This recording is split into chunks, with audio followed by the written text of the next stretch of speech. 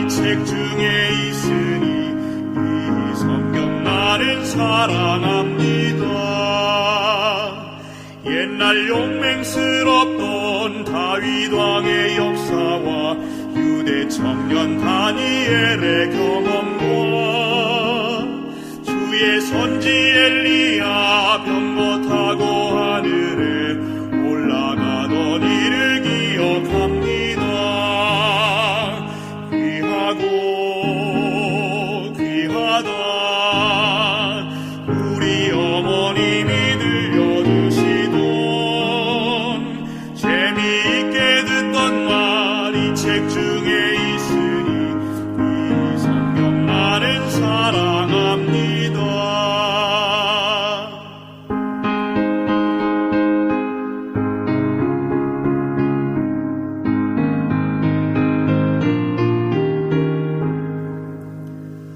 예수 세상 계실 때 많은 고생 보시고 십자가에 달려 돌아가시니 어머님이 읽으며 눈물 많이 흘린 것 지금까지 내가 생각합니다. 귀하고 귀하다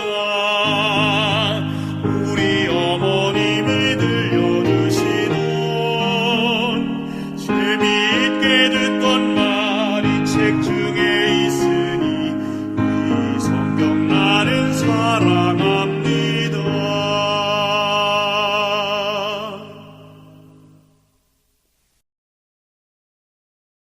제7일 안식일 예수재림교회는 스스로를 책의 백성이라고 부른다.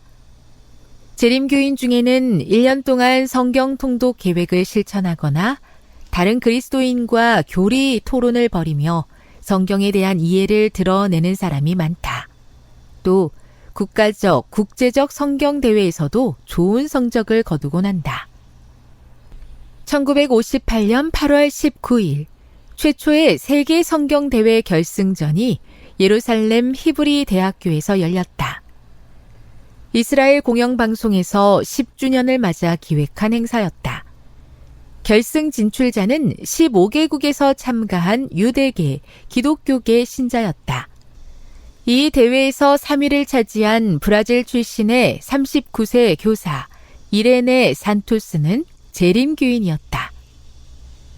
1961년 예루살렘에서 열린 두 번째 세계 성경 대회에서는 브라질 출신 교사이자 목회자 3호 욜란다 다 실바가 2위를 차지했고 나중에 금메달로 격상됐다.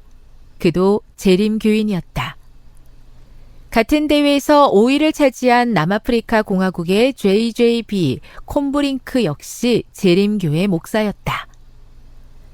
1964년 예루살렘에서 열린 세 번째 세계 성경 대회에서는 호주 세니테리엄 건강식품 회사의 회계사인 그레이엄 미첼이 우승을 차지했다.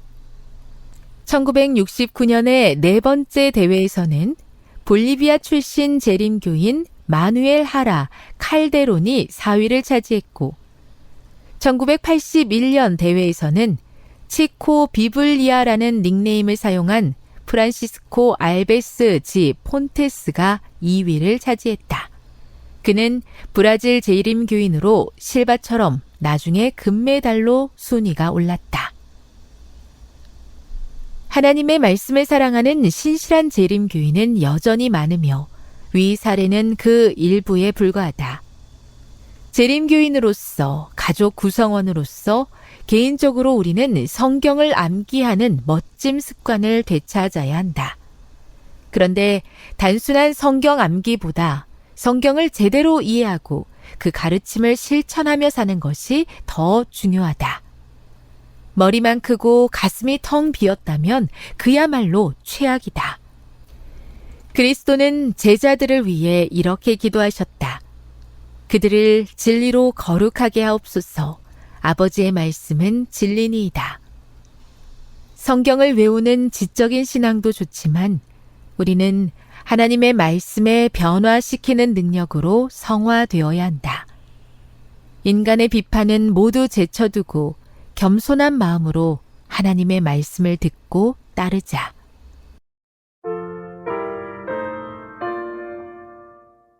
흔히 그리스도인들을 그 책의 사람들이라고 부르고는 합니다. 말씀의 사람들인 것입니다. 나에게 주어진 삶을 내 뜻과 내 생각대로 사는 사람들이 아니라 말씀이 우리의 삶의 기준이 되고 방향이 되며 말씀으로부터 힘을 공급받고 보호받는 복을 누리는 사람들을 말하는 것입니다. 시편 1편은 이러한 복 있는 사람이 어떤 사람인지를 말해주고 있습니다. 시편 1편 2절입니다. 오직 여호와의 율법을 즐거워하여 그의 율법을 주야로 묵상하는도다. 성경은 복 있는 사람을 칭할 때 어떠한 많은 부를 소유한 사람을 복 있다고 말하지 않습니다. 내가 지금 누구와 관계를 맺으며 살아가고 있는지를 묻고 있는 것입니다. 내가 주야로 여호와를 묵상하면서 그분과 관계를 맺으며 사는 사람인가, 아니면 그렇지 않은 것들과 가까이 하며 관계를 맺고 있는 사람인가를 묻는 것입니다. 성경에서 말하는 복 있는 사람은 어떠한 소유의 개념이 아닌 하나님과의 관계의 개념인 것입니다. 여러분, 우리는 말씀을 통하여 하루하루 하나님과 가까이 지내고 계신가요? 그렇게 하기 위하여 우리 그리스도인들은 말씀을 묵상합니다. 시편의 말씀처럼 주야로 하나님의 말씀을 가까이 하고 암송을 하고 묵상을 하죠. 그런데 여기서 이 묵상의 의미에 대해 원어를 살펴보면 참 재미있습니다. 여기서 하나님의 말씀을 묵상하다의 원어는 하가라는 단어입니다. 그 뜻은 깊이 생각하다, 묵상하다, 중얼거리다, 읊조리다 라는 뜻이 있습니다.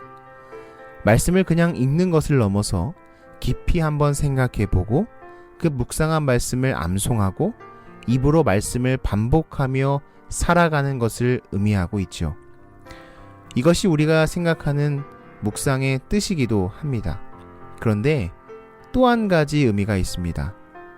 이사야 31장 4절에는 이 원어 그대로 나와 있는데요. 그것은 사자가 먹이를 움키고 으르렁거릴 때를 원어로 살펴보면 이 묵상과 똑같은 하가라는 단어가 사용되었다는 것을 알 수 있습니다. 여러분, 사자가 사냥하는 모습을 한 번쯤 영상으로 보셨을 것입니다. 사자는 먹이를 움키고 으르렁거리죠.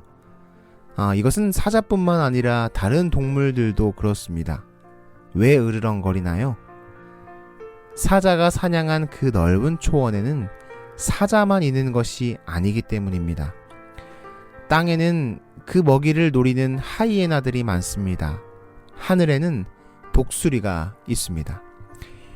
그리하여 사자가 내 먹이를 노리는 존재가 있다고 느끼고 빼앗기지 않기 위하여 움키며 으르렁거리는 것입니다.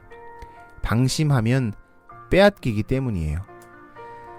그러나 사자가 으르렁거릴 때에는 그 누구도 함부로 다가올 수 없는 것입니다.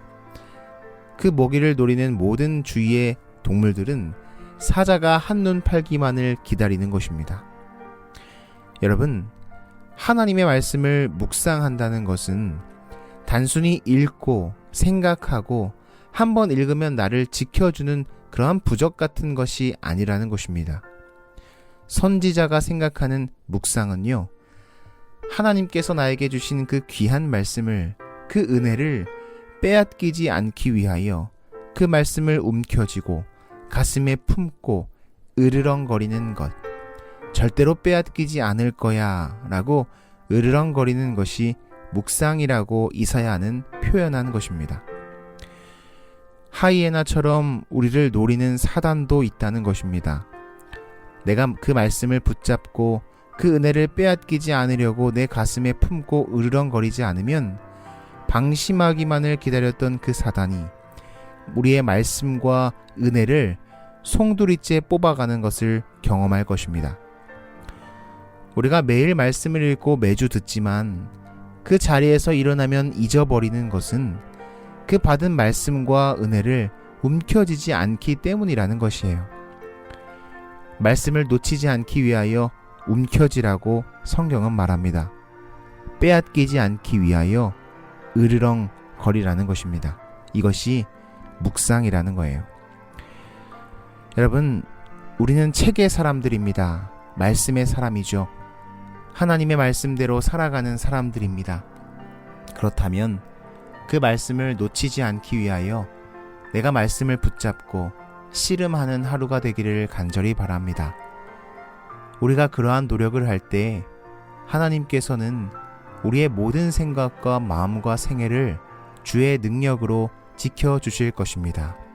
말씀이 우리를 붙잡아주고 말씀이 우리를 지키는 경험을 하게 될 것입니다. 그러한 복을 누리는 우리 모든 하루가 되기를 간절히 바랍니다.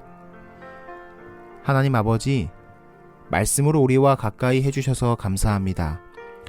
우리가 주의 말씀대로 살아가고 생각하고 실천하며 행동하는 그리스도인 되게 하시옵소서.